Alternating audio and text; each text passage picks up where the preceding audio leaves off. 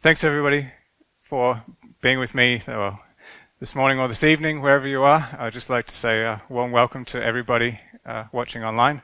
So my name's Andrew Morris. I'm just been asked to step into Morris's big shoes, figuratively and literally this morning, to deliver this morning's lecture. So let me just first of all say how much myself and the group in Birmingham is enjoying the series of lectures. The lecture notes are absolutely superb, and we're really enjoying this internet seminar. And it's a great privilege today to talk a little bit about what we'll see is Macintosh's theorem, so my PhD supervisor. So it's a great privilege today. So on the menu today, the title of today's lecture is Quadratic Estimates versus Functional Calculus. So in particular, so far, last week we saw the definition of an operator having a bounded holomorphic functional calculus. This, if you like, is a functional analytic type construct. Then what one would like to do in practice is be able to actually prove the property that a function, that a particular given operator has a bounded H-infinity functional calculus. And sort of a tractable way to do that is often via establishing quadratic estimates.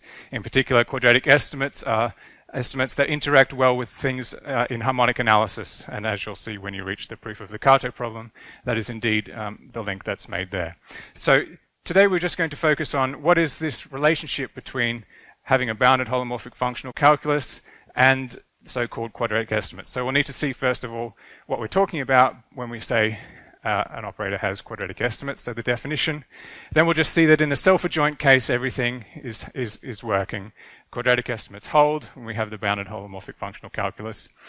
So then moving on more generally to sectorial type operators, first of all, we'll sort of look at in one direction, if you like, between this equivalence. So I've called it comparability of quadratic estimates. So quadratic estimates will involve, it'll be attached to some auxiliary function, f, and what we'll see in this comparability is that really the f is immaterial.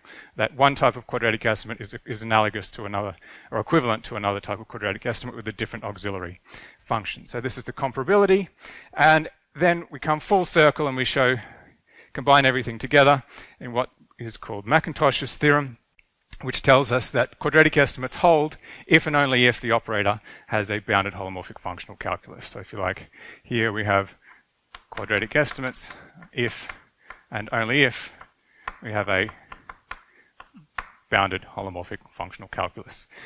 This comparability here allows us to go in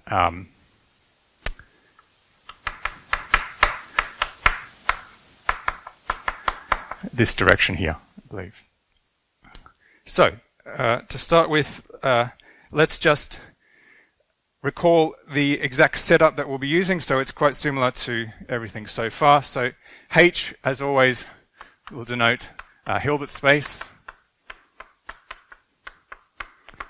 with the usual inner product notation that's been used and the norm notation. So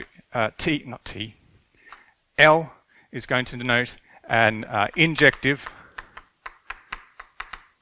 sectorial operator in H. So in particular, just to recall, we have the operator L mapping from some domain which sits inside of H into H, and it's sectorial, so we know that its spectrum lives inside of some sector S phi. For phi, so phi L, we denote it some angle between including 0 up to phi, and so we have that with the resolvent bounds, so perhaps to save space, the resolvent bounds norm lambda minus L inverse, so the resolvent operator being uniformly bounded by mod lambda inverse for all lambda in C minus S phi, and for all phi in between this phi L and pi with this. So I'm going to be a little more casual with tracking the dependency of constants in this presentation today. You can reference the actual lecture notes if you want to keep better control. Just to mention, the constant here will depend upon the aperture of the sector in which one is asserting that bound. So we have our sectorial operator because its spectrum lies in here with those resolvent bounds, and we're assuming that it's injective. So in particular, it has no kernel, and so the range of L, the closure of the range of L, will be equal to the Hilbert space. So that's our setup, I believe. Any other notation that I throw in as we go along that I haven't defined, please just shout out. We'll see how we go. Okay, so as a definition, what do we mean when we talk about one of these, an operator of this type, having quadratic estimates? So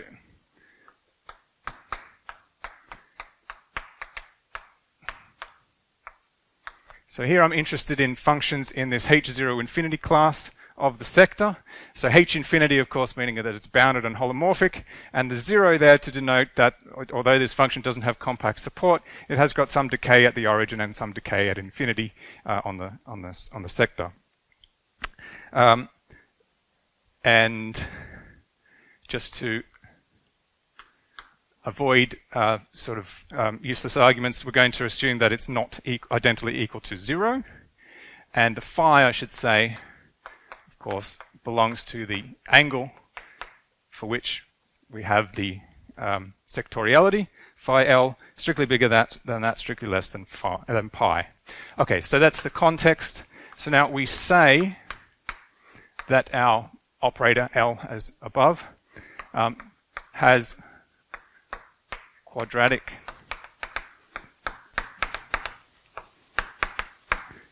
estimates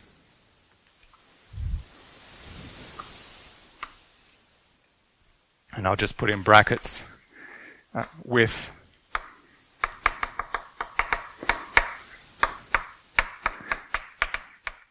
auxiliary function f. So a priori we don't know that that there is any dependency on the auxiliary function f. So for the moment we need to be specific. If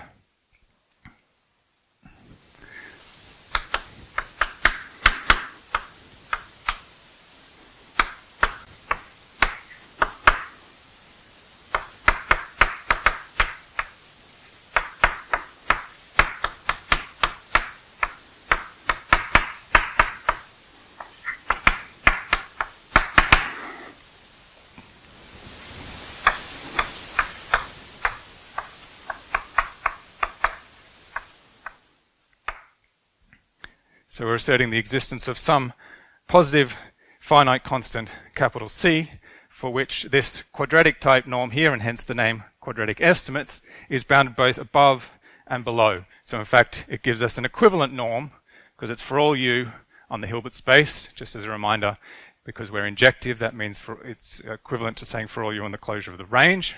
I mention that since you may see in the exercise and as we go on, if the operator is not injective, then the natural thing to consider here is on the closure of the range. And also, so this is what we mean when we say it has quadratic estimates. And to be more specific, if just the upper bound holds, we'll refer to this as the operator having upper quadratic estimates. And as you might guess, if just the lower one holds, this is what we refer to as having lower quadratic estimates. And of course, in both cases, with respect to the given auxiliary function f. Okay, so we've already seen versions of this equivalence, not the equivalence, sorry, but we've already, I know for the negative Laplacian, we've looked at square function bounds such as this as in earlier lectures. So what we're going to see here is that whenever the operator L is self-adjoint, then we automatically have this equivalence here. In fact, we have something a lot stronger. So I think that's all I wanted to say. That's right.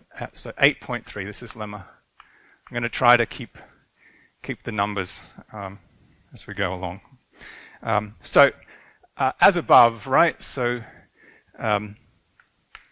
just to save me writing out all of the notation around what f and everything is as above, if L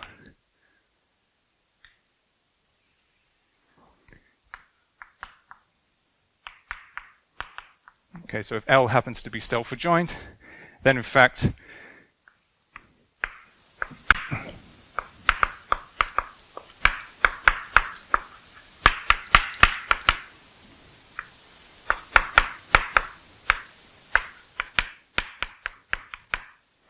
then for any such given auxiliary function f, and we have not only an equivalence, but we actually have an identity here between the square function, the quadratic function, and the original norm.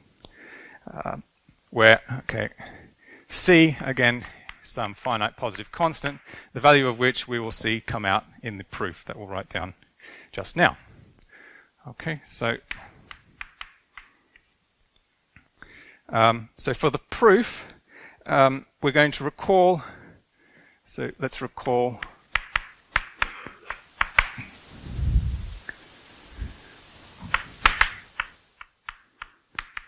so on our work with adjoints, we see that the adjoint of this operator here is given by f star of TL.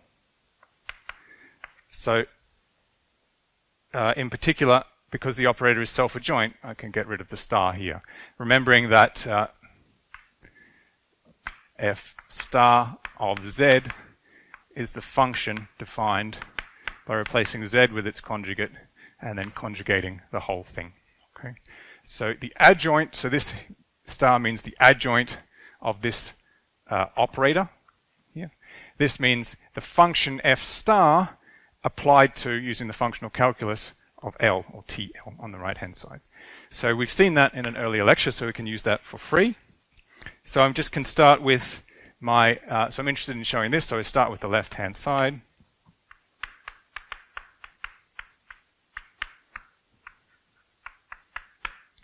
Now, a priori, if U is just an element of H, we have no idea whether or not this quantity here is finite.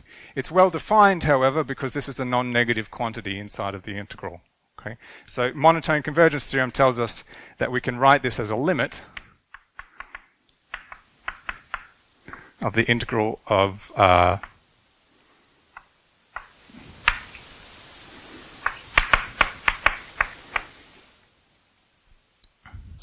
and I'm just going to write this norm here.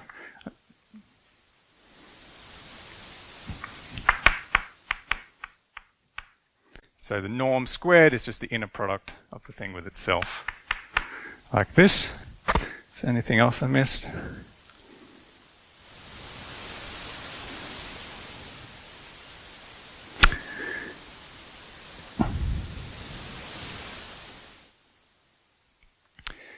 Okay, so if you like, monotone convergence theorem. If this is infinite, well, that's fine because it's a well-defined infinity. It's equal to the limit of these things over here. So this object inside here, since we're integrating from 1 on R to R, is always guaranteed to be finite. So now what we can do is we can use the adjoint properties. So we know that this, we can move this over using this property above here and come up with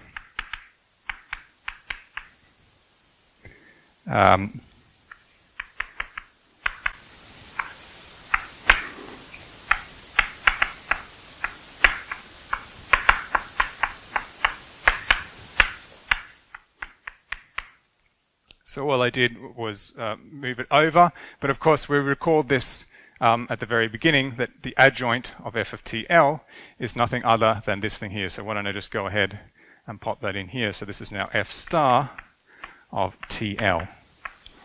Okay, so we call this star up here.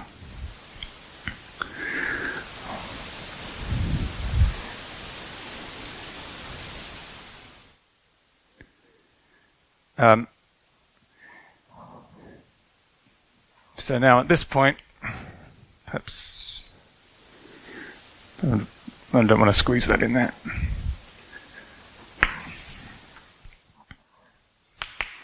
So all I'm going to do now is I'm going to bring the integral inside of the inner product, which is justified because of, I think it's A13 in the appendix, allows you to move bounded linear operators and Bochner integrals to interchange them. So altogether, I can have that this is equal to the inner product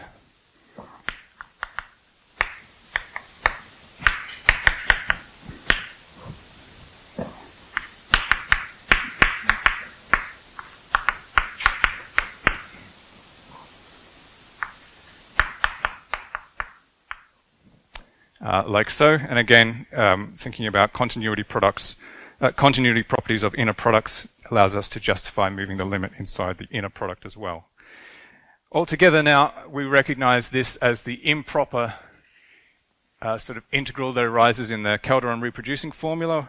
So you'll see that's theorem 6.16. So theorem 6.116 for Calderon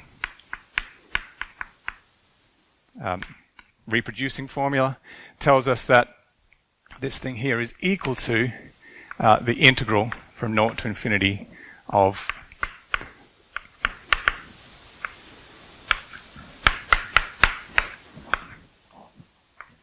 so this here is, so here I should say this is f of t squared. If you look back into theorem 6.16, it assumes that the f is suitably normalized so that this quantity here is equal to 1.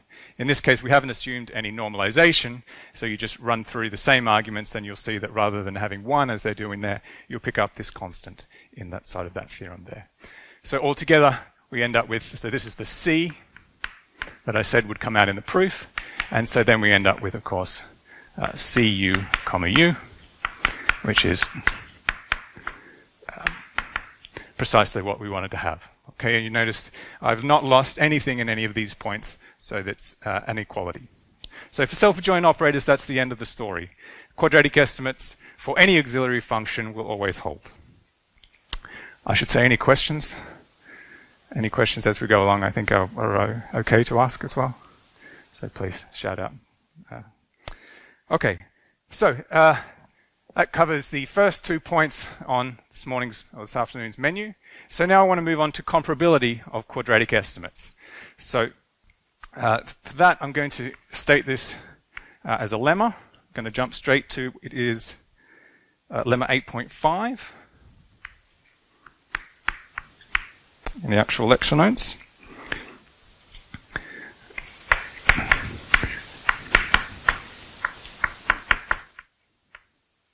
So phi is just some angle between the angle of sectoriality and pi.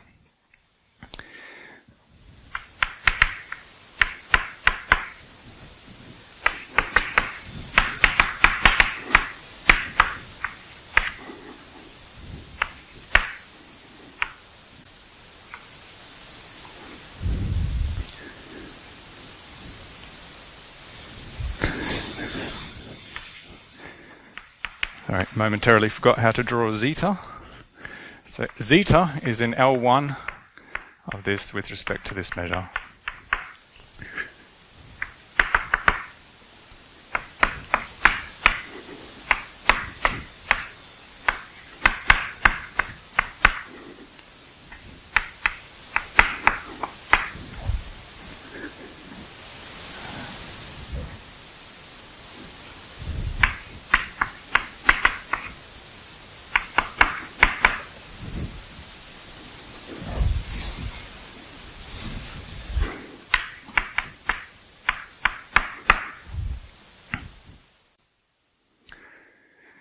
Okay, so here I've given you two functions, f and g, both of which have this decay, polynomial decay at 0 and infinity. And I'm asserting the existence of a function zeta on the positive half line, which is integrable with respect to dt on t, such that such that the operator norm of the composition of these two operators defined by functional calculus is controlled by zeta. This is the zeta at rs to the minus 1. So there's an r here and an s here. That's where the r and the s. And that's holding for every r and s. So you can sort of start to see how this might allow us to prove some sort of comparability between changing an f to a g, because it's asserting some uniformity of comparison between these two things. Okay, so that's what we'd like to show here.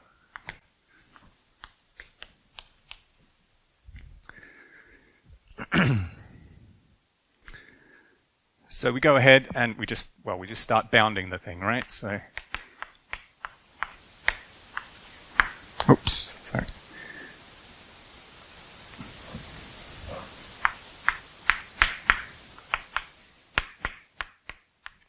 So the f and the g are both h naught infinity type functions. So we have the algebra homomorphism property for those types of functions and for the functional calculus. So this is really, if you like, one function of L composed with another function, the multiplication by R function, and then over here as well. So this is all just represented before I take the operator norm here, as I shouldn't have written that yet. The operator itself would be 1 over 2 pi I over gamma psi. So remember, gamma psi would be the boundary of a sector of angle psi, where psi is chosen to be in between the phi L and the phi. And so altogether, I'm thinking of this as being, so f composed with multiplication by r times g composed with multiplication by s. So it would be f of r z, g of s z, and then the resolvent z minus L inverse. And so we're just taking the operator norm. So this applied to u would be all of this applied to u, and the operator norm, and the operator itself is just this operator here. So now when I take the operator norm, I just have this guy here. Okay, so just be careful if you're writing your notes here, the r, and keeping track of the r and the s here. So recalling this s psi region, I should just draw boundary of s psi, of course, looks like this. Here is the angle psi. So on this region here, z is just equal to either plus or minus t e to the I of the angle. Right? So thinking of this z here and this z here, they will look like t e to the I psi. And remember, of course, this is a resolvent. So z minus L is of the form this, and the resolvent is bounded, if we have it from here. Remember, of course, the resolvent is bounded by 1 over whatever the lambda is. In this case, the lambda looks like, in modulus, looks like my t. Okay, so altogether, I'm going to write this. I'm going to throw away the 1 on 2 pi constant, remembering here that f has polynomial decay at infinity and at the origin.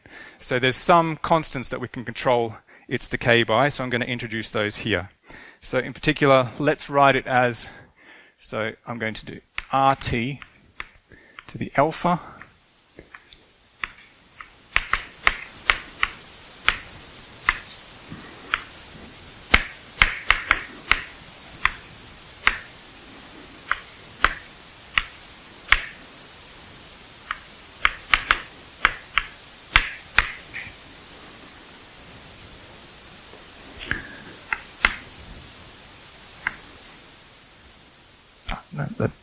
that'll do everything.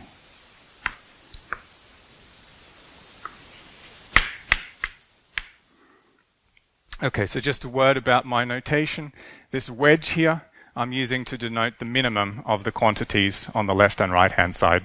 I know Moritz writes min, but perhaps for the sake of this proof, I think it's a little quicker on the board if that's what this means. So this means the minimum of the two quantities on either side.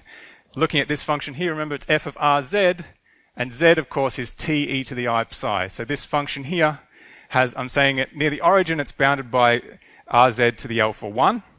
And so the modulus of rz looks like rt. And at infinity, it's bounded by mod z to the minus beta 1. and so I'm putting in RT as well. Likewise for G, I'm introducing an alpha 2 and a beta 2. Those are the two polynomial decays at the origin infinity for that function. And so it's S, and the modulus of Z will look like T. So that's why it's ST and ST. The resolvent, as I said, will have a T inside of it, but the resolvent bound introduces a 1 over the modulus, so I end up with a 1 over T. And of course, you're integrating on this branch and this branch here, so there's some constants, and we integrate just from 0 to infinity. So hopefully that... So I'm trying to condense a lot of stuff into the one line there, and hopefully you can unpick where everything comes. Okay. So what do we do? So I'm going to make a change of variables here. So I'm going to change to Tor, where Tor is S times T. So in particular, d Tor looks like S dt, and so d Tor on Tor looks like S dt over ST. So we'll see this change of variables over and over again. Perhaps you've seen it already. Not quite sure. So here I'm changing from a dt to a d Tor and doing the usual thing here. So that's to change this dt on t here. Oh, I've jumped. Yeah, we are going to do that, so let's keep that there. All right. But what I wanted to say was that this quantity here, this here, is defined to be zeta at t. Remember, what we're trying to show is that the operator norm of this is controlled by zeta of rs inverse. So shall I not zeta of t, zeta of rs negative 1. Okay. So we've now shown in those first three lines the operator norm and control by some function, zeta, which is a function of r and s inverse. So notice there's the r here, and there's the s here. Maybe I...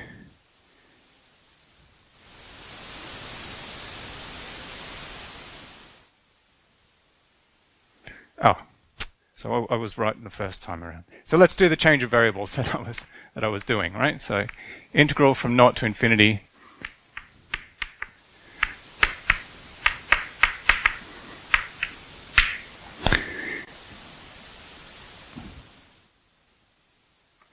so t should be S inverse Tor.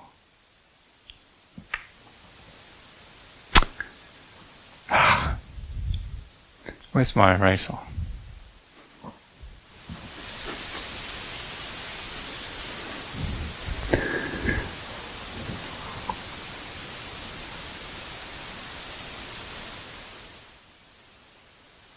Yeah, that's fine. Okay. Scroll from 0 to infinity. So I'm going to change. So this ST is just going to become a Tor, so that's fine. Over here, I want R Tor.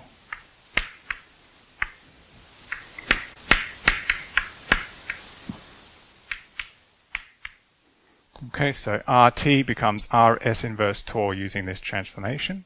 And this one over here, this is the reason why we made this change of variables in the first place. This comes at Tor, minimum, Tor, this guy. And then dt on t, of course, is d Tor on Tor. There we go. Okay, so you can ignore this little aberration. Okay. Okay. Right, now we have our function zeta of rs inverse. Okay, so this is defined to be, we see that the Tor just integrates out, and what's left is a function of r and s inverse. So that's what we were trying to prove in this lemma.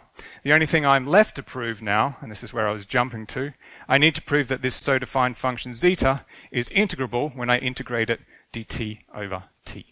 Okay, so let's do that.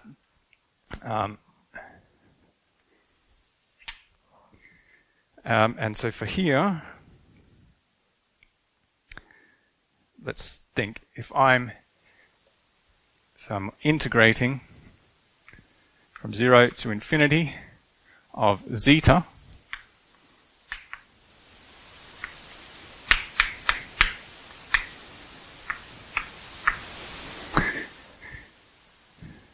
So this is the object up here. So we could imagine, if I just do it in red, I've got an integral from 0 to infinity of this thing, dt over t,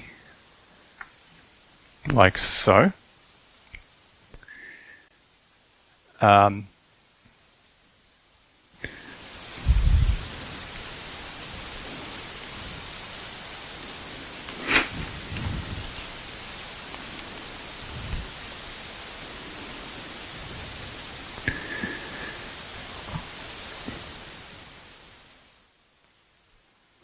So I'm going to do, so I'm going to switch the detour and the t around, and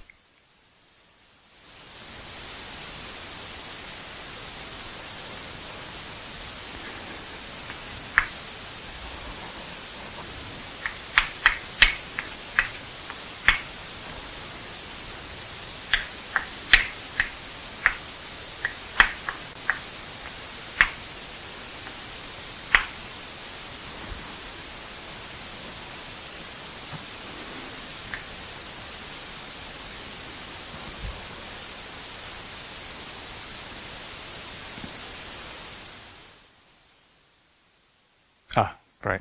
So that's right. Now I'm integrating dt on t, and this object here is my t. Sorry. Okay, when I'm doing, this was zeta of rs inverse, so now I'm integrating zeta of t, so it should be a t tor. So the alpha 1, there we go. So we'd have a t tor to here, and t tor to the beta 1 here. So the dt comes inside, and then I'm left with the other one, which is tor.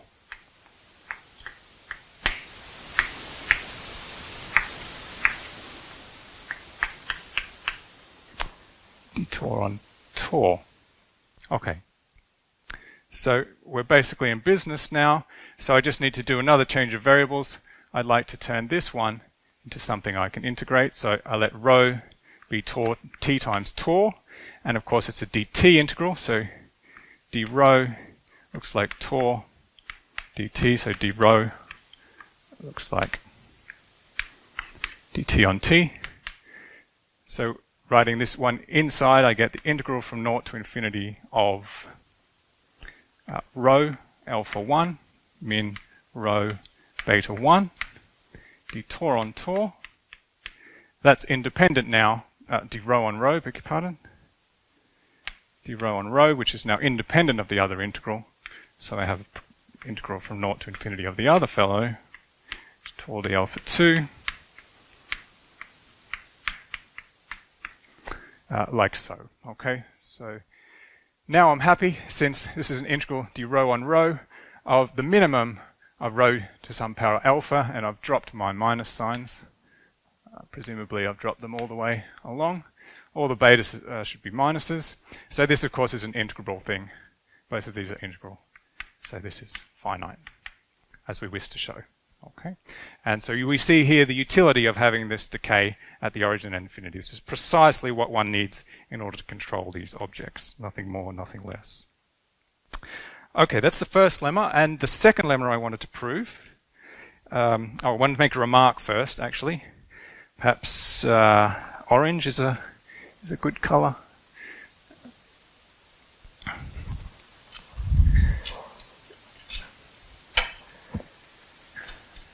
So here we had an f and a g in h0 infinity. Now I just want to introduce another function. So this is going to be an h in h0 infinity as well. And I claim that I can put inside here h of L. Okay, so the distinction here is that the h of L does not have an r or an s inside of it. Okay, so it's sort of uniform with respect to the r and the s parameters. So my claim is that this is true. Modulo on the right-hand side, I need to put in the L infinity norm on the aperture phi of that function h, and we can hopefully just see that from inspection of the proof. So if we look in here, I put my h of L inside there. Over here, this is my h of z, And all I did in this step was use the bounds on the function f and g. So at this point, I can just invoke the L infinity norm on h. So here we'd introduce the L infinity norm of h on the sector phi, and then all the rest then just follows through, modulo having that extra constant in there. Okay, so that's also going to be useful for us in a moment. Okay.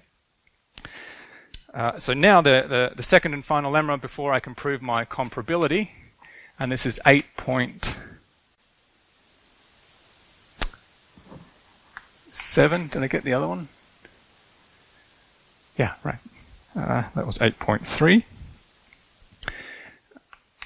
So here phi is the usual suspect between phi L and here.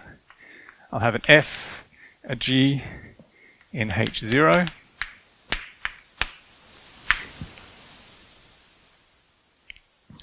I'm going to assume here that g is not identically 0. And then this implies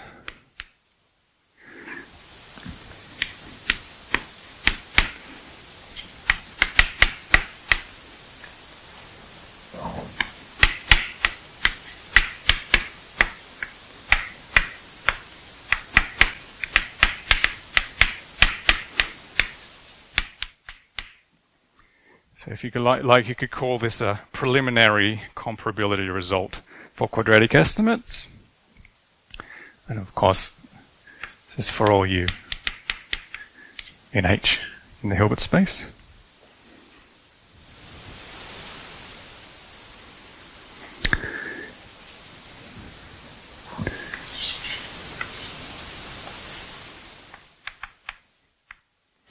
So hidden inside there is an implicit constant. So if you're reading in the lecture notes, you'll see the way to read this is, given any pair of functions f and g in H0 infinity, there exists a constant which depends on f and g for which this bound here holds.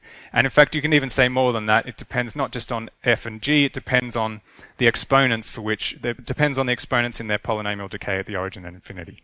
And you can, well, you'll see that as we prove this in a moment. So the way to do this, we're going to choose a G sharp in H0 infinity of S phi. Remember, this is a Calderon sibling, as described earlier, such that we have, remember, the following Calderon reproducing formula.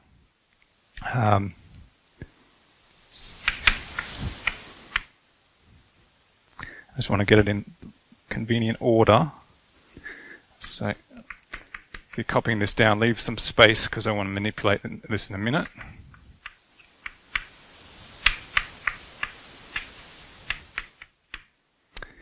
So I've deliberately left some space there, but this is the Calderon reproducing formula. Remembering, of course, that this needs to be interpreted as an improper Bochner integral. The limit as r goes to infinity of 1 on r and r, again, because no one is asserting a priori any kind of control of the integrability of that square, of the integrability of the modulus of that. So we have that taken from the shelf. Given a g, we can find its Calderon sibling g sharp, also in H0 infinity.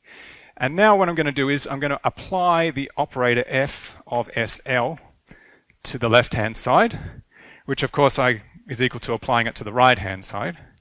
But I'm going to move it inside of the integral. Remember, the integral I'm thinking of as being a limiting operation, right? Limit, let's just write it here for the minute. Limit r goes to infinity, integral 1 on r to r, right? So it's some kind of limiting behavior. And I can move the f of SL inside, or if you like, through that limiting behavior, and also the integral is a limit, right? Because this object here is a bounded operator on the Hilbert space. So why is the operator f of SL a bounded operator on the Hilbert space? Can anybody tell me? So just thinking, before I get to the punchline, we're trying to prove that an operator has a bounded functional calculus, right? So what's the whole point? If I already know that this f of SL is bounded, don't I already know it has a bounded holomorphic functional calculus? So yeah, I think there was a hand up over here. Why is this operator here bounded? Right, so this operator here is bounded because f belongs to h0 infinity, right? For functions in the h0 infinity class, those with polynomial decay at the origin and infinity, we know a priori, we've proven in an earlier lecture that the operator of the functional calculus is a bounded operator, okay? In general, if we don't have the 0 here, right, f is just bounded and holomorphic on the sector, then there's a question to be answered. Does that imply that the f of L is a bounded operator? That's the property of having a bounded holomorphic functional calculus, right? That's above and beyond. We're not using that here, so I'm not making a mistake here, right? There's no circular logic. Because this function f belongs to the h0 infinity class, it's in L of h, and hence I can bring it through because it preserves limits from. Okay, so we've done that. We have this representation. So now I'm trying to prove this comparability of these two quadratic estimates. Of course, this quantity here is the quantity in here. So let's go ahead and estimate. So this is the integral 0 to infinity of this object.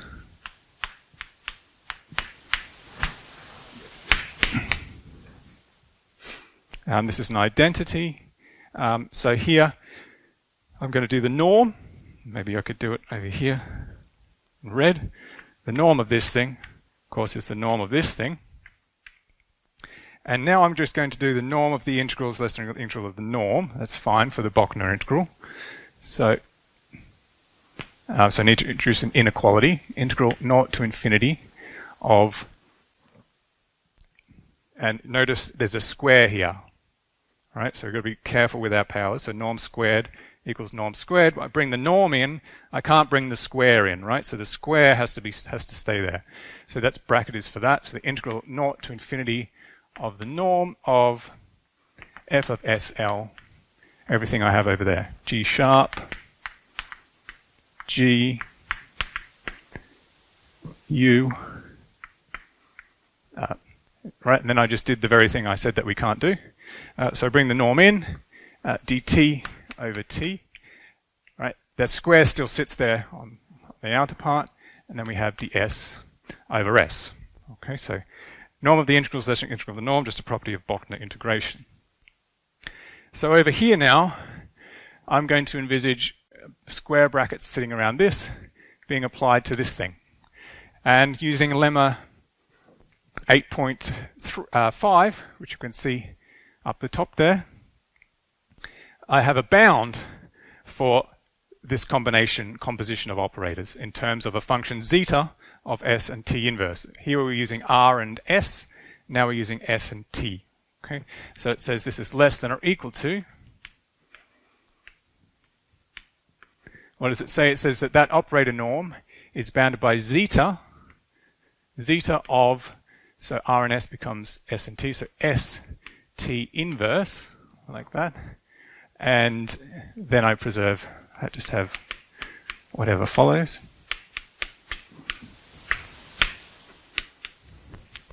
ds on s, so it's 8.5. Okay. So this is starting, so for those that are familiar with the Scher estimate, this is what we call, yeah. Oh, right, so, and the norm. Thank you very much. So it's starting to look like a Scher estimate. So we want to move the 2 inside, right, and put the 2 on here. So we have to be a little bit clever about how we do that. So what we're going to think of is this zeta here. I'm going to think of as being zeta to the power, that's a phi, sorry. Zeta to the power of 1/2 times zeta to the power of 1/2. Okay, so I get,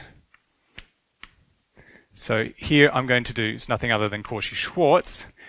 Cauchy-Schwarz requires a product of two terms. So the first term is just zeta to the half, and I'm doing it with the measure dt on t, so it becomes the integral of the square of zeta to the half is zeta.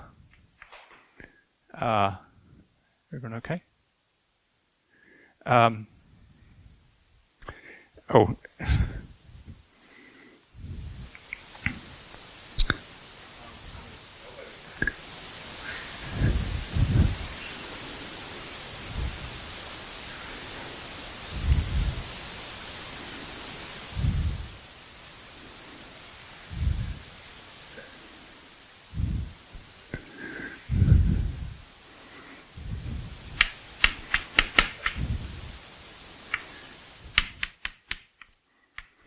So the integral of the first one squared to the power of a half, and the half and the 2 cancel.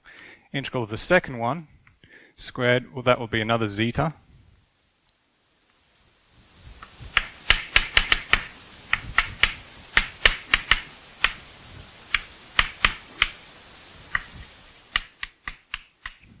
To the half squared ds over s. So now we've got our 2 on our norm, which is what we're hoping for, to get the quadratic functional, and something which we're very hopeful about controlling over on this side here.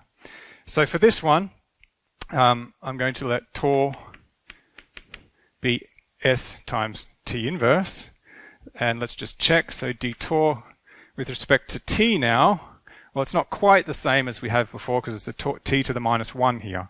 So I just go ahead and see what I have. So it's s t to the minus 2 dt, and experience tells us we're hoping for a d Tor on Tor estimate.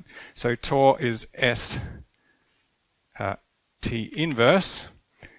We get a little bit worried, but it's not too bad. Let's just persevere. We get a minus, and then t to the minus 1 on top means a dt on t. So we still preserve the Ha-type measure, but we introduce a negative sign. But then we have to think about, well, we're transforming the t here from 0 to infinity via a t inverse. So if you like, the 0 goes to infinity, and the infinity goes to a 0. Okay, so with respect to the new parameter d Tor, it's an integral from infinity to 0 of a minus d Tor, which of course I'm just going to write in the forward way by collapsing the minus and reversing the integral. Okay, so when I do that, I can pull out the integral from 0 to infinity of zeta of Tor, d Tor on Tor. Maybe just to emphasize, I'll write it so it goes from so infinity goes to 0, and 0 should go to infinity, and then we have a minus sitting outside after our change of variables. Then I'm left with the 2 other integrals, here and here. I'm going to do a Fabini or Tonelli on those ones and see what's left. So I have a zeta ds on s and a norm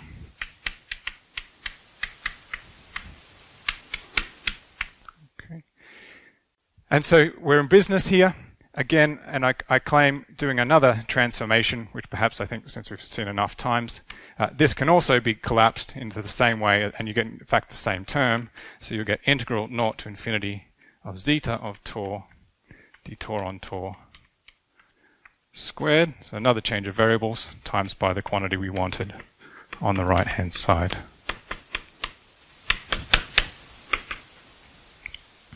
Okay, so I'll just put another COV, another change of variables, perhaps as a little exercise, if you want some practice doing those.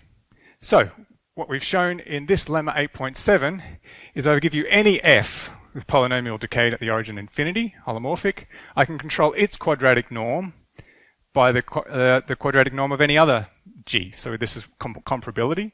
And of course it goes both ways, right? So I've got f and g are comparable based on this constant zeta. But for the same f and g, I can now put them in, this is a symmetric statement, right? The constant will change if I switch them around, right? So in fact, we've got comparability here. I'll say maybe a word on that more in a second. But before I did that, I also wanted to follow through on this sort of remark we did in Lemma 8.5. So in Lemma 8.5, we considered when there was also an h, another h sitting in h naught infinity. And my claim is that we can do so here in the following form. So if I have a h of L here, this is a h of L, so no s in here, so it's uniform. And I claim I have the same bound with modulo on the right, the L infinity norm on the appropriate sector for h. So let's just see why that's true. What did we do? Well, we started with the Calderon reproducing formula and choosing a sibling. Well, if I have an h of L here, of course this is still true with an h of L sitting over there on the right-hand side. The next step was, and of course h is bounded as well, so we can bring it through. Why am I putting it there? Sorry. I want to keep it here. Okay, so I keep the h of L there. It's bounded, so the justification was as before. And so our h of L is here, and so we'll have our h sitting in here. But by the remarks in orange from lemma 8.5, we saw when we have an FHG, we also get a zeta type bound. So now I have an FHG sharp, and so I get the zeta type bound. Modulo, of course, I need to add in the the L infinity norm of h sitting here, and then that just follows through in terms of the rest of the proof. Okay, so that's the two lemmas I wanted to show. So this brings us to Macintosh's theorem. So it's the last menu on today's item. So I think we're doing okay for time, right? Yeah. So I'm going to what I might do is I'll state Macintosh's theorem, and we're going to prove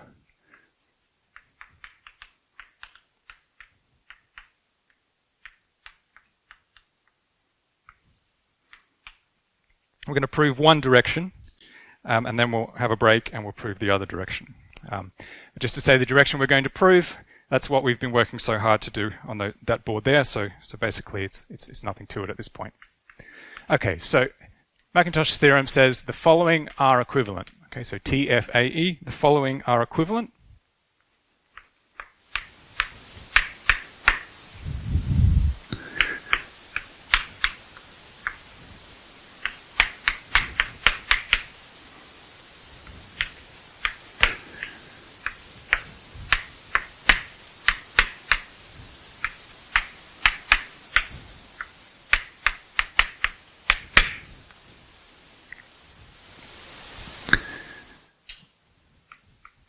So perhaps it's not obvious what I'm meaning if you're writing this down. L has QE, so I'm just going to use that as abbreviation for quadratic estimates. Okay?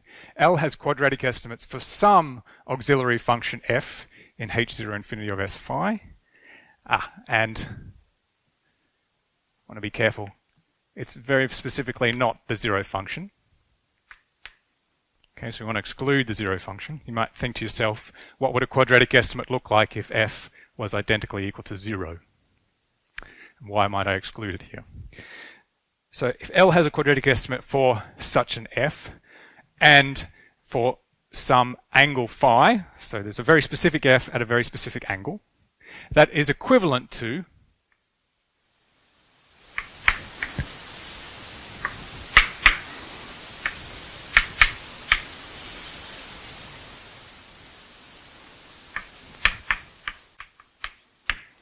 okay, so just be a bit lazy here.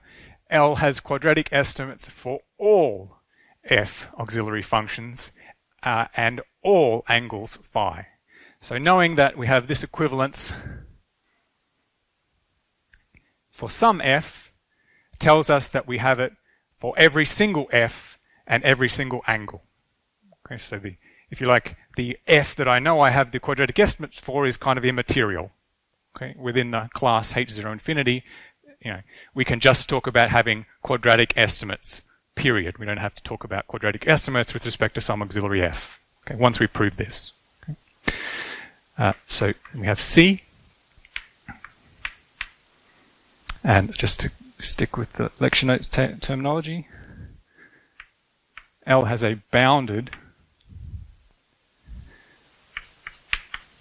h infinity of s phi calculus.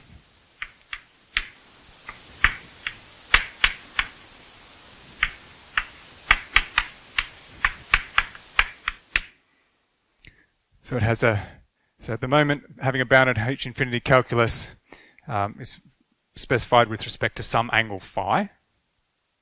So for some, and then you can perhaps guess what the last part is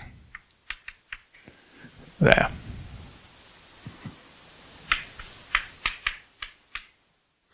And L has a bounded h infinity calculus for all angles phi in between phi L and pi is equivalent to that statement. So again, we can also now just talk about having an operator L having a bounded H infinity calculus. I don't need to be precise about the angle I'm talking about once I know what the angle of sectoriality is, of course.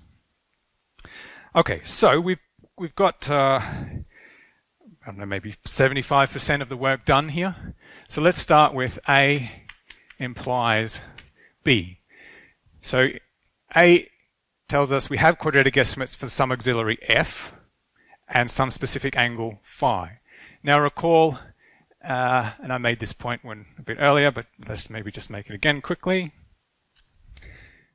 Now I want to show that I have quadratic estimates for every single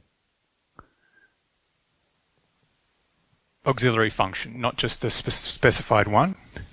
I don't know why I'm pulling that down. It's here.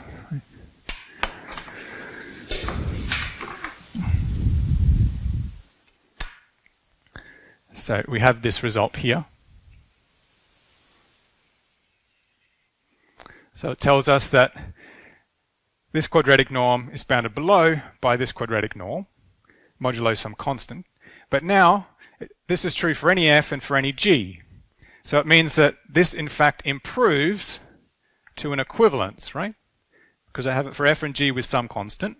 Now, that same f and g I can switch, right? They're still memberships of the same thing. So it tells us there exists possibly a different constant for which the g goes here and the f goes here. So in fact, we've got comparability. So we could have stated this lemma as having comparability here. Okay? So one quadratic estimate is equivalent to another quadratic estimate. At the moment, I'm just thinking the angle's fixed, I should say. Fix the angle. Okay?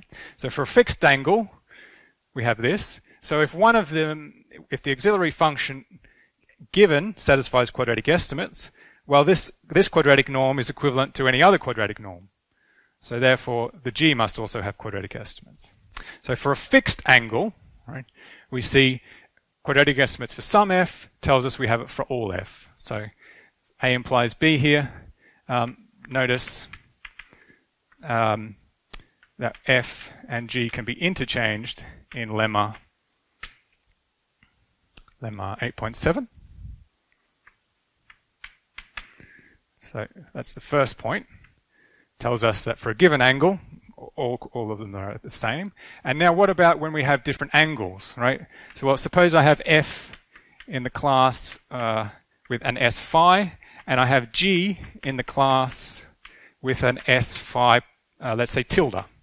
Okay. Well, notice, first of all, this implies that f and g will be in the class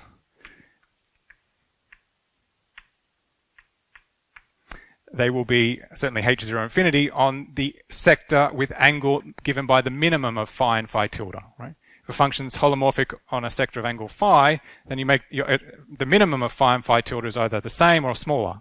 Okay, so holomorphicity is preserved, of course. The bound is preserved, the polynomial, everything's preserved. So in particular, you can then apply lemma 8.7, working off of this angle, phi minimum phi tilde, of course. And then one just needs to notice that f applied to L is the same as f multiplied by the indicator function of the phi tilde applied to L. So here I'm saying take your function f and restrict it to the smaller thing and take it be 0 or something like this, right? Well,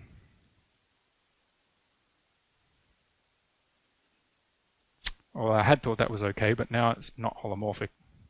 But it will be holomorphic in a neighborhood, of the sector. So yes, I think I'm okay here, right? So f of L is preserved if I work with this. So I do the lemma 8.7 with this f, with f replaced by this, so I have the equivalence. But then of course this is equal to this, and we're done. Okay. So that's A implies B, and in fact the astute people, which I imagine is everybody in the audience, of course, tells us, well, in fact I've gone both ways here, haven't I? Right? B implies A. Why might B imply A? Anybody? So I'll leave that as an exercise. Perhaps if you've got a couple of weeks, you could think about why that might be true. Okay, so A implies B is done. And now, that's where I was going to stop. Okay, so let's take 5 minutes. I think, yeah, that's where I was going to stop. Okay, so That's great. Okay. So yeah, I actually wasn't where I wanted to finish, but that's fine. It's okay. I thought I had done this as well, but that's okay. So we've got our A implies B, that's under our belts, and now we're going to prove that B implies D, but of course D implies C is trivial. So if you're just wondering why I'm skipping C, well, if I go from B to D, then of course C is immediate from that. Okay. D is a for all statement, C is a for some statement. So to go from B to D, so remember what we're assuming is that L has quadratic estimates. And I can just say that period now, right? L has quadratic estimates. I want to prove that L has a bounded holomorphic functional calculus for any angle phi. So recall all we need, and this is from, if you recall, corollary 7.5, is to show that the norm of f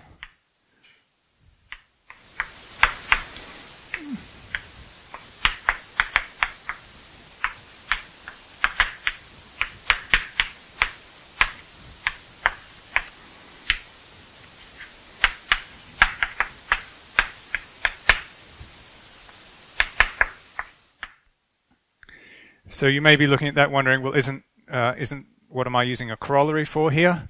Sort of hidden inside the notation, right, is that I'm just proving the h infinity bound on the restricted class of functions h0 infinity, right? Without the zero, that would be the definition of having a h infinity functional calculus. And we saw in corollary 7.5, in fact, all you need to do is establish the bound on h0 infinity. And then you say, well, hang on, don't we already know that f of L is bounded when it's in h0 infinity? Yes, of course we do. But what we don't have is a uniform bound with control by the L infinity norm for that class, right? So that's what we need to show here. So let's do that, right? So I'm going to take an f and I'm going to take a phi in those things, okay? And then we've done all the hard work, so I just need to put up the punchline. So let's do it. So I'm going to assume quadratic estimates for f and phi, as specified above. So now let's try to do this. Start with norm of f of L u. I'm going to square it. So by the quadratic estimates, the Hilbert space norm of this thing is comparable to the quadratic norm.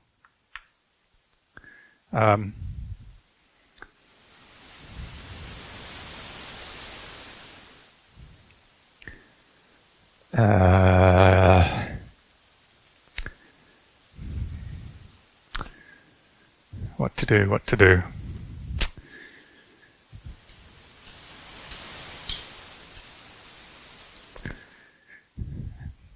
Okay, I think the easiest thing to do is if I put h's here, which is what I had intended to do.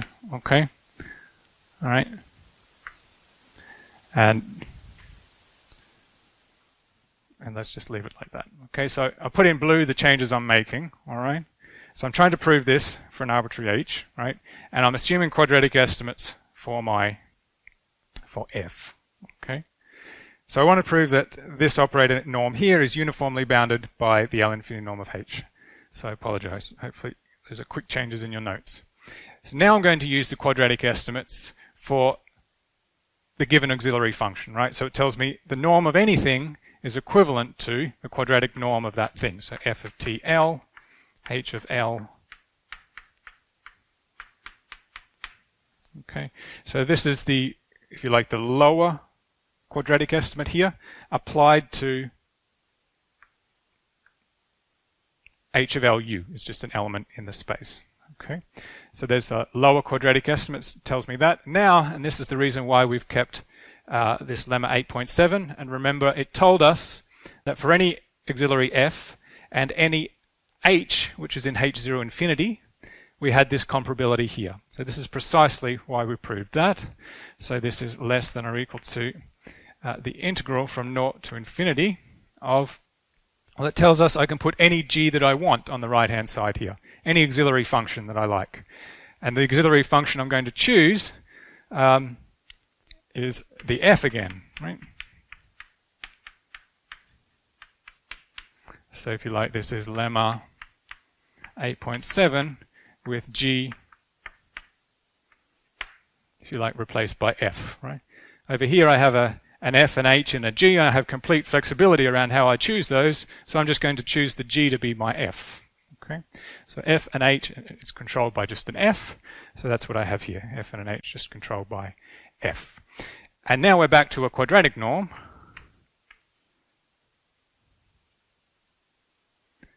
And of course, the H norm, when we have an H here, we have the H norm sitting here. Thank you very much. So this is less than or equal to H norm on the sector, of course. Okay, so all together. And here I'm using quadratic estimates. Now I'm going to use the forward quadratic estimates, right, for this guy. I have this. And there should be a square here as well. I think we didn't have a square here, but okay. Right. So we're done. We've shown for any H0 infinity function, we've got this controlled by this, which is precisely what we wanted to show. Perhaps as a question, can I run this same argument here, replacing H with just an arbitrary element of H infinity? What would be any problem? See any issue with doing that? I said this, right? Yeah, we can use corollary 7.5, but why don't I just go and do the same thing with an H in H infinity? So I put H in H infinity here. Right, this is using the quadratic estimate. The quadratic estimate holds for anything, any element of the space. HL of u is still in the space, so that looks all right. Now I'm going to use this thing over here, right? Right, to pull out this norm, and I'm going to use the quadratic estimate at the end and pull out the norm of u here. So did I just make life difficult for myself, or not?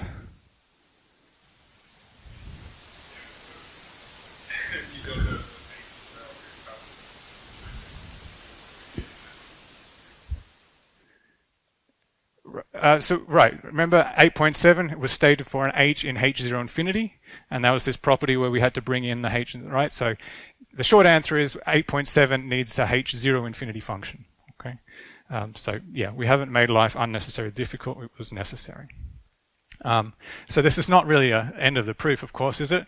Because we're trying to prove Macintosh's theorem.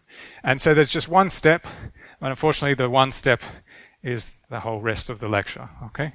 So for that, we're going to have some two lemmas.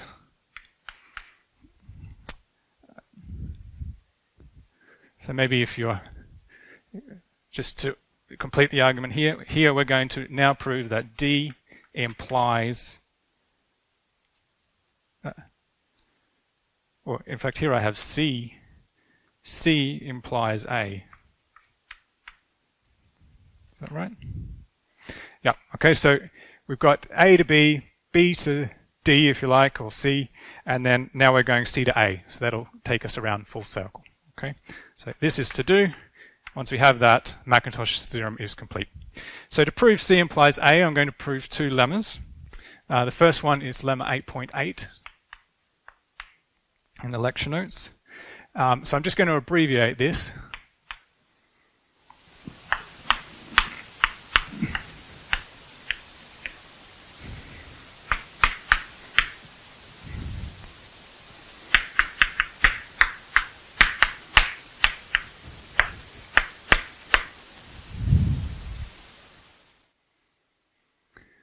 Okay, so I can sort of now talk about quadratic estimates in the whole, right? I don't have to specify the auxiliary functions I'm talking about. So L has quadratic estimates as a meaningful statement. So L has upper quadratic estimates is a meaningful statement, and I'm saying that it implies the adjoint has lower quadratic estimates. Okay, so this is going to allow us to prove, sort of reduce just to proving one direction in my estimates in a second. So here I'm going to take F and F sharp to be Calderon siblings. And of course the phi here is just some phi in the usual between phi L and pi. I take these siblings such that our integral, and let's keep the order.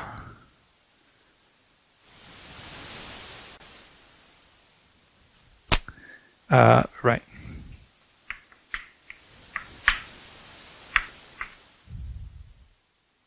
And I'm going to do it for the adjoint.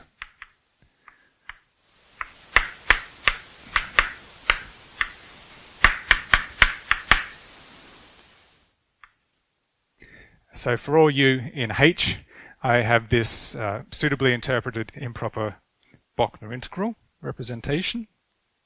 And I'm trying to prove a reverse quadratic estimate.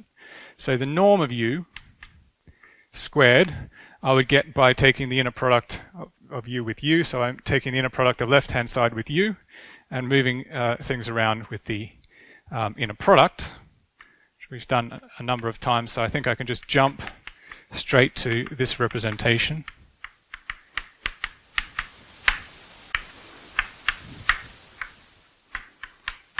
So moving the inner product inside. And now we have f sharp of TL star here. The natural thing to do then is, of course, move this over.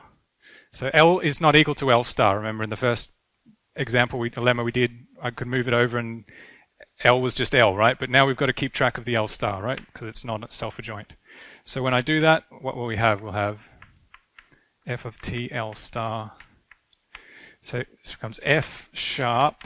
Notation's a bit awkward. So f sharp star of TL u dt on t. Okay.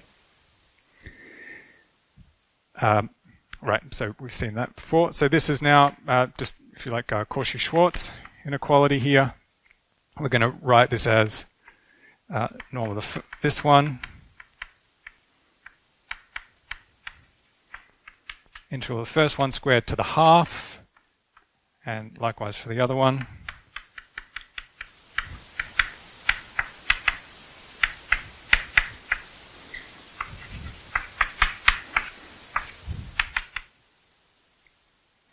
Okay, so straightforward application of that. Now, remember we're, well, I'm assuming, right, so here, let's assume, right, that L has upper quadratic estimates, okay, and we're trying to deduce the right-hand side. So L has upper quadratic estimates, and this is a quadratic norm, right?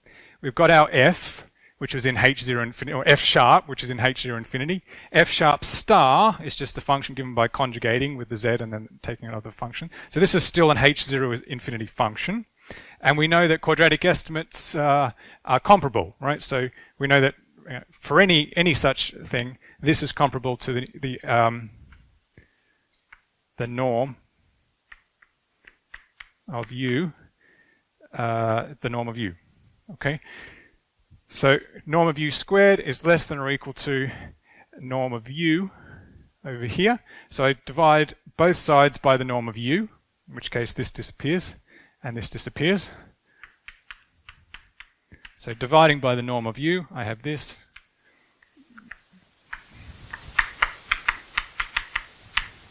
Oops.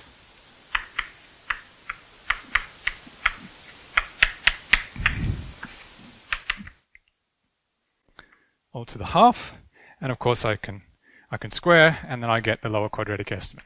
Okay, so it implies for L star has lower quadratic estimates.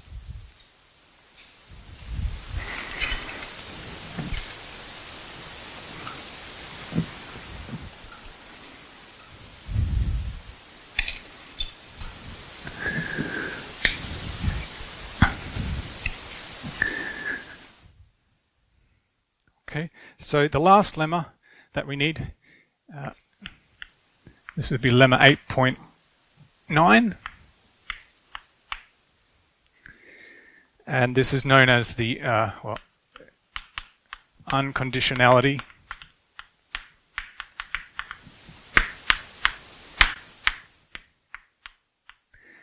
This seems to be the only way that seems to be known, the only recourse to be able to prove this direction seems to involve some kind of unconditionality, which in and of itself is not an issue, but personally I always wondered whether one can do a different method, but never found such. So here, maybe say if this is L has a bounded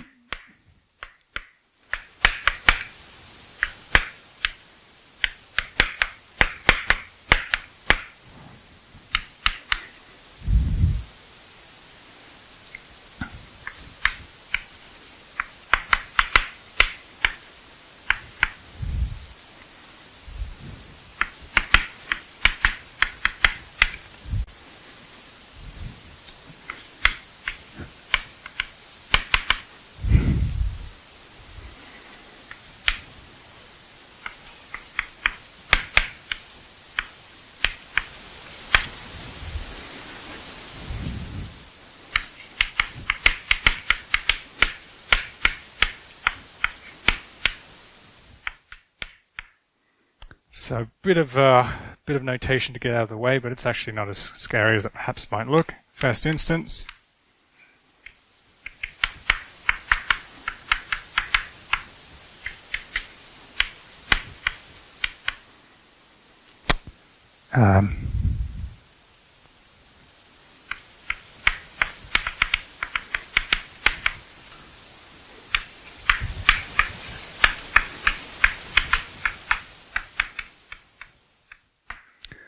Okay, so it's a bit of a mouthful.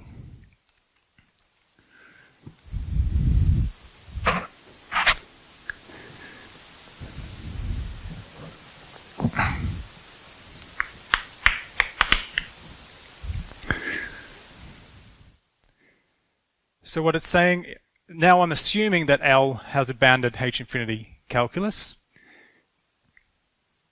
which remember, that's the direction we're going. We're going to be starting with a bounded H infinity functional calculus. Then what it's saying is, I give you any one of these H0 infinity functions and any t, then I can control the operator norm of this strange looking operator by the L infinity norm of this A. So A is a sequence, just a sequence indexed by the integers. And I'm summing up over these things here. So I'm taking some sort of combination of these, but notice it has finitely many, I guess you should say at most finitely many, right? So this is actually a finite sum here, right? But I'm not telling you, it could be have an arbitrarily large number of terms, right? But there will always only be a finite number of them. So this is really just a finite sum here, so we don't have to worry about convergence issues with this object. So I'm just summing up it's a linear combination of these objects here.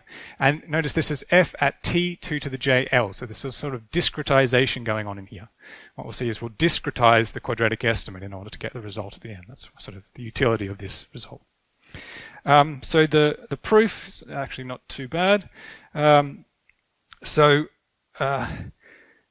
Let's start with the norm, the thing we're trying to bound. So we've got these sequence of points of scalars, aj, ft 2 to the j L in L of h. And let's think about what we've got here, right? Without the sum, right, this is just the functional calculus of L, and so I'm summing up a bunch of those, and we have the algebra homomorphism property. F plus g of L is the same as f of L plus g of L, if you like, right? So let's think about what this function here is. It's the function that maps z, and of course we're interested in z in some sector, is being mapped to the sum over integers of aj by f of t 2 to the j z. Right, which of course is a complex number. Okay, so this function here, I say, is in H0 infinity of the sector. Of course, well, why? Well, remember this sum here is only a finite number of these terms. So, right, so we're summing up some functions f. So each function f is in H0 infinity. And what have we got here? Here, t and 2 to the j, we think of these as being, the t is being fixed, right? So t is just some number, okay? And now, for each j, t times 2 to the j is a number, so it's just f composed with some scalar multiple, right? So that preserves holomorphicity. So this is a holomorphic function, and then I'm just multiplying that by a scalar, which also preserves holomorphicity, and of course it preserves the bounds, right, at 0 and at infinity. And then because there's only a finite number of these, it will also preserve all these properties here.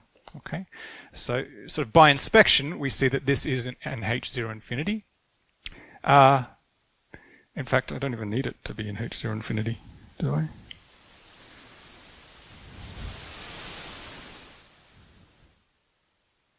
In fact, maybe it's not even in... yeah, actually, maybe it doesn't...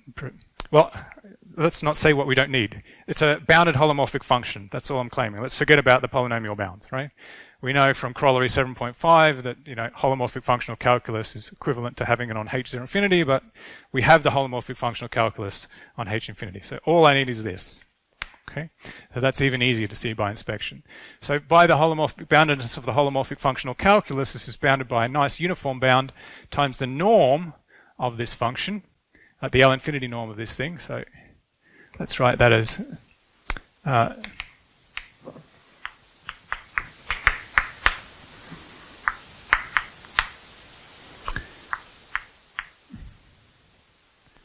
say L infinity. That's meant to be a dot there. I think that's right.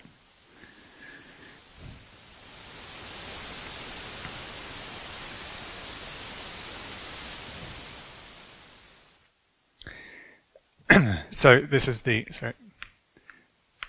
fact, we have a bounded H infinity calculus. Allows us to do that because it's the operator norm over here. So all I'm left is to estimate what this L infinity norm will be. And so this will be less than or equal to, let's maybe go here, less than or equal to, well, of course, the little L infinity norm of A comes out here. And then we'll be left with the supremum of Z in the sector that we're looking at of the L infinity norm of this. But let's suppose that we know that this F has got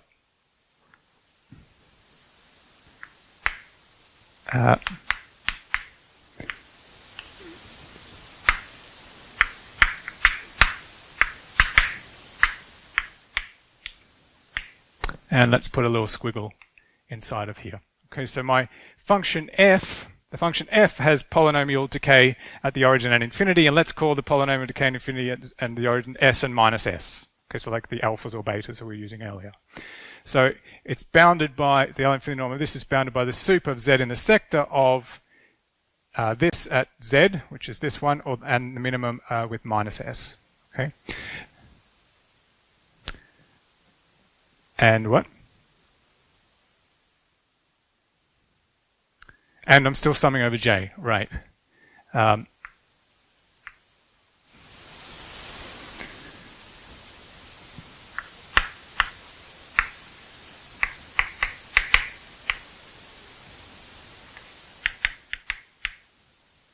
So I'm still summing in those things.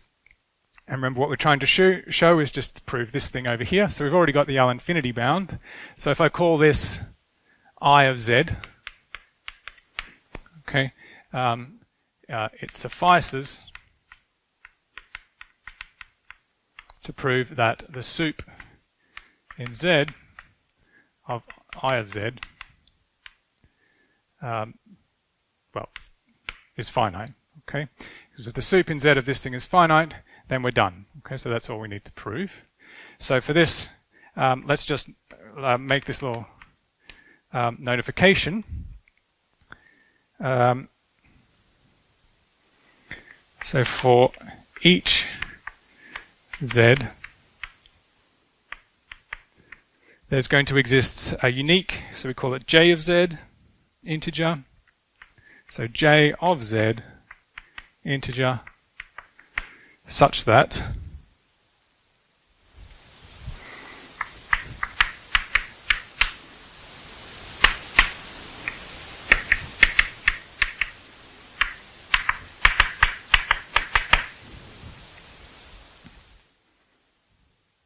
so what's going on here? So I've fixed my Z, and if you like, I've fixed the T is fixed as well throughout. So what we've got here is, if you like, here is 0 and here is infinity, for lack of a better picture. And I'm looking at the positive real number modulus of t times z. Okay, so that just lives somewhere here, modulus t times z. And 2 to the minus I'm breaking up the full positive line into the dyadic intervals right? So there'll be a unique dyadic interval that contains any real number, any positive real number. So this is my 2 to the minus j of z and 2 to the minus j of z plus 1. Notice it's closed on the left, open on the right, so I capture everything. Okay, so there exists a unique j of z in particular with these properties. So what this means in particular is if I multiply, why am I doing this? Well, I'm trying to control this quantity here. So I want to have some control of 2 to the j times tz. So let's multiply both sides by 2 to the j to return me to that object. So it'll be 2 to the j minus this unique j of z is bounded above by 2 to the j tz. That's the term I'm interested in bounding. 2 to the j minus j of z plus 1 on the right hand side here. Okay, so just multiplying this thing here by 2 to the j. All right. So now I can go ahead. So I of z is less than or equal to, we're going to break it up into two sums. J is strictly less than j of z, and the sum where j is larger than or equal to j of z. All right. So let's think. Well, when j is strictly less than j of z, okay, in this case, j minus j of z will be negative. So when I do 2 to the power of j minus j of z, this will be less than 1. Right? So this quantity here is strictly less than 1. And so this quantity, 2 to the j tz, is something smaller than 1. So if looking at which one is the smallest one, well, this is smaller than 1. So the dominating one is the s power. So it's the s power is dominating. So an s power of this is controlled by this with an s on it. So I'm simply doing this term with the s power from up there. So it's 2 to the s j minus j of z plus 1. And now for this one, well, everything will be reversed. This will be the other way. This will be the other way. So the minus s power, this one here will be the dominating one. So when I take the minus s power of this chain of inequalities, everything gets reversed. And so the dominating one will be this thing here with a minus s. So 2 to the minus s j minus j of z on the right-hand side. Okay. And a quick look at these. If I replace this here with a capital J and this here with a different capital J, but it's just a dummy variable, if you like, you can perhaps convince yourself that these are just the same geometric series, and they both sum up to the usual formula for a geometric series. So I get two lots of 1 over the common difference, which is 2 to the minus s, which is strictly finite. And that's what we wanted to prove, right? Remember, for every z, the sup over the sector is finite, and I've just shown that I of z is controlled by this quantity here for all z in the sector. So we're done. So is that a question? Oh, no. Okay. So we've got that. Okay. All right. So that's the second ingredient, and now we can go and finish things and very quickly. So remember, we're trying to prove C implies A. So C is that we have quadratic estimates for one or for all auxiliary functions.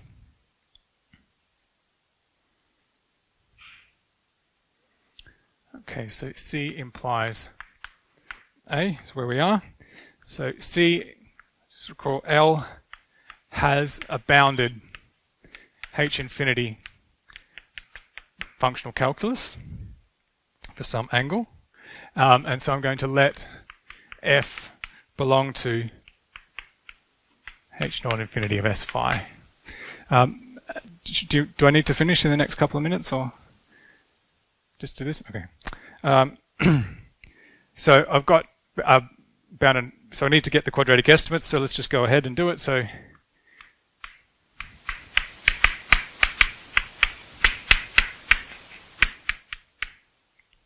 I start with this thing, and so we need to discretize, right? So this integral from 0 to infinity, I'm going to write it as the integral from 2 to the minus j to 2 to the minus j plus 1. So this is the discretization. So that's, I'm summing from minus n up to capital N. So that will spell out the full, that will spell out some interval, and then I take the limit as n goes to infinity. I'll recover the full norm over here of the same thing.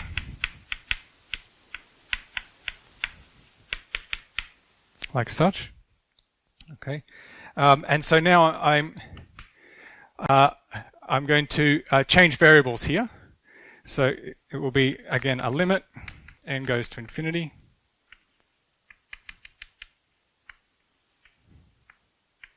So the new variable, tor, will be equal to 2 to the j times the old one, I think, right?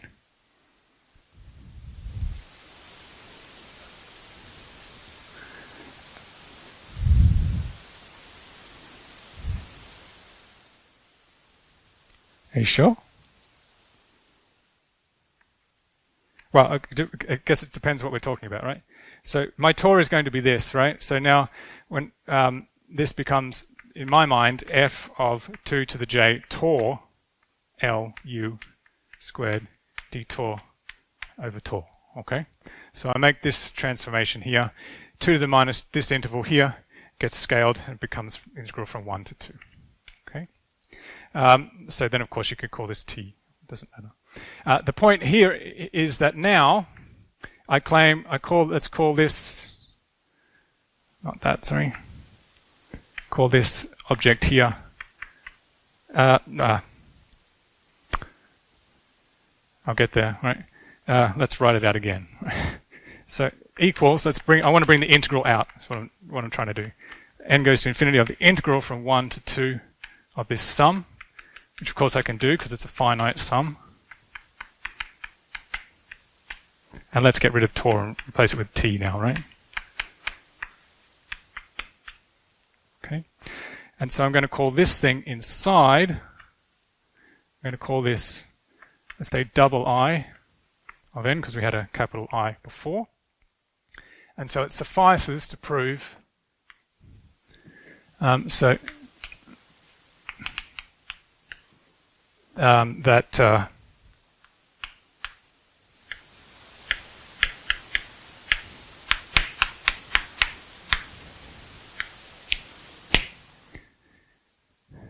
that the supremum of this thing is finite.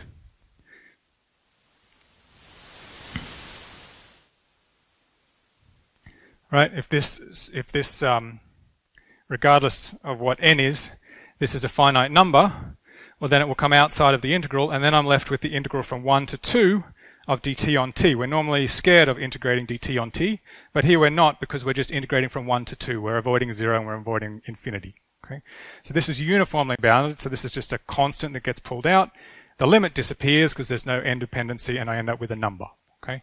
So assuming that this is true, then this is less than or equal to some constant times the norm of u squared. And of course, that's what we wanted. The quadratic estimate for this one is being bounded by this one.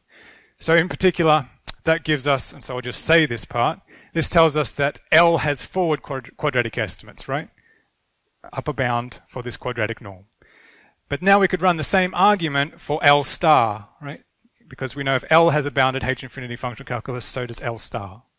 So L star has all this property here, right? So L star has forward quadratic estimates. And if L star has forward quadratic estimates, so you put an L star here, then L has lower quadratic estimates. Okay? So altogether, because of that lemma and this assumption here, we get L has forward, upper, and lower quadratic estimates. Okay? So all we need to do is prove this, and the whole thing is done and dusted. Okay? So why do we have that the supremum of this thing is finite? Well, of course, perhaps you can already see that's going to use the lemma at the top of the page there. So we have the sum double I of n is less than or equal to, well,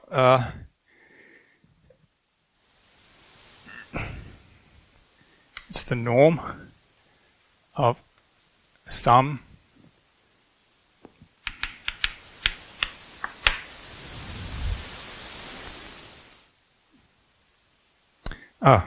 sorry, we have to do all that stuff. Yeah, right. Okay. Well, all that stuff is not a big deal. So I'm going to introduce ej of x is just going to be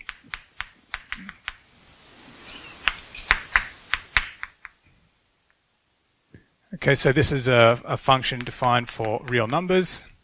0 pi numbers, and for j being in z. So this gives us an orthonormal basis for L2 of the interval 0, pi. Okay, so we just introduce these things. So double I of n looks like this object here. So I'm going to write the norm as an inner product of the thing with itself and introduce these functions. Okay, so altogether I'll have sum from minus n to capital N. Introduce a new parameter, k.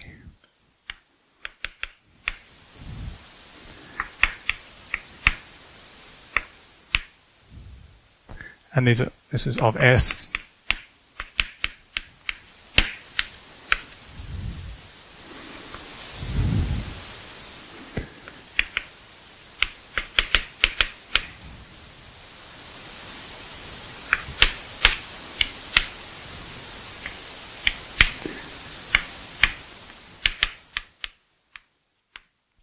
Okay, so I'm not doing anything fancy here. You can ignore the inner sum for a minute. All I'm doing is writing the sum and moving the 2 to the jt, writing it as an inner product.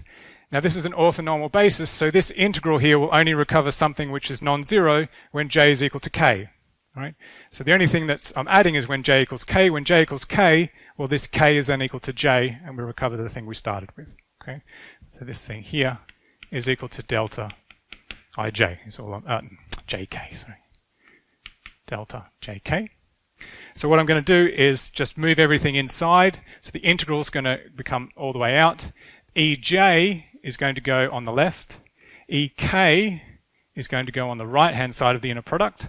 And then likewise, the n and the k sums are going to distribute on the same sides of the inner of the inner product. So altogether, I'll have this.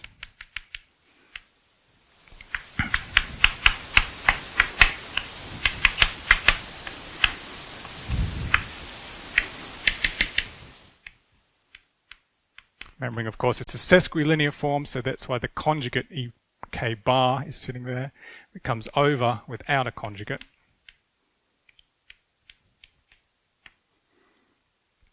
Okay, so moving both sides into that. And of course, the j and the k now are both just dummy variables, right? So this is just the norm.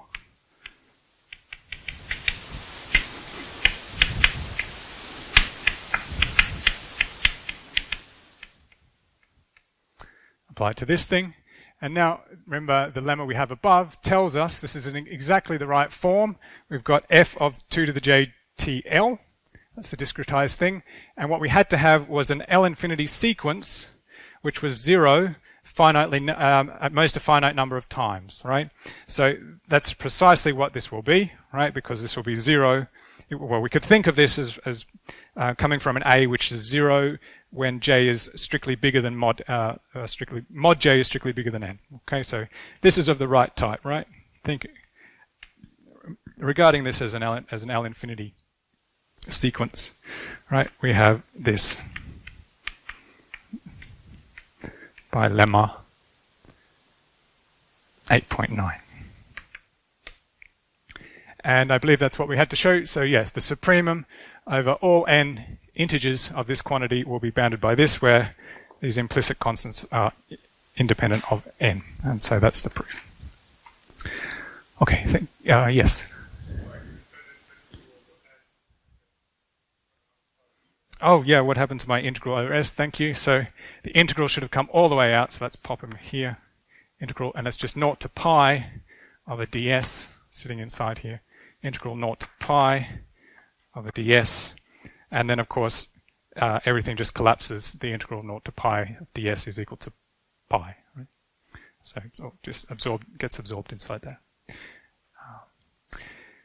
Great. So hopefully now you see the link between bounded holomorphic functional calculus and quadratic estimates, and so you'll be able to prove things like the Kato square root problem with ease. Thank you very much.